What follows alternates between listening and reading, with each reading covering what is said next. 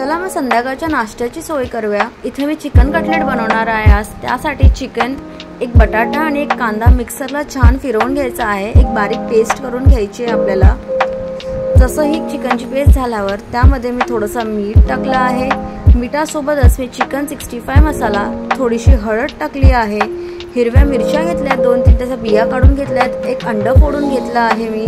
थोडीशी कोथिंबीर टाकली आहे मी। जसं मी हे सगळं टाकल्यानंतर ह्याला चांगलं मिक्स करून घ्यायचं आहे। आता ह्याला एक बाइंडिंग मिळण्यासाठी तुम्ही ब्रेड क्रम्स सुद्धा वापरू शकतात, पण माझ्या घरी ओट्स होते तर मी ओट्सला थोडेसे ड्राय रोस्ट करून त्याची पावडर करून मिक्स केला आहे।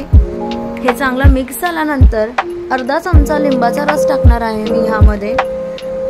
लिंबाचा रस सुद्धा मिक्स जसं होईल त्यासोबतच मी एका कढईमध्ये तेल तापत ठेवलं आहे। मी ह्याला शॅलो फ्राय करणार आहे, डीप फ्राय नाही करणार आहे मी। तुम्ही बघू शकतात कशी पेस्ट रेडी झाली आहे। तेल छान तापल्यानंतर आपण हाताला एक तेल लावून घेऊया आपलं, कारण कटलेट बनवताना ते हाताला चिटकू नये म्हणून। तेल आपलं चांगलं तापलं आहे। आता ह्यामध्ये मी आता कटलेट सोडणार आहे। छान दोन्ही साइडनी गोल्डन ब्राउन होईपर्यंत कटलेटला छान फ्राय करून घ्यायचं आहे तेलामध्ये। शॅलो फ्राय करते आहे मी इथे।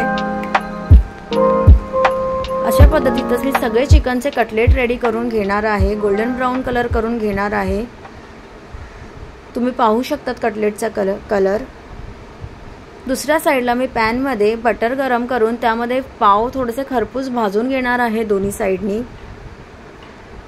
पावाला मी मेयो आणि कांदा लावून त्यामध्ये 2 कटलेट असे ठेवून सर्व करणार आहे। अशा पद्धतीत गरम गरम चिकन कटलेट रेडी आहे। तुम्ही नक्की ट्राय करून पहा। चॅनलला नक्की सबस्क्राइब करा। व्हिडिओ पाहण्यासाठी thank you so much guys.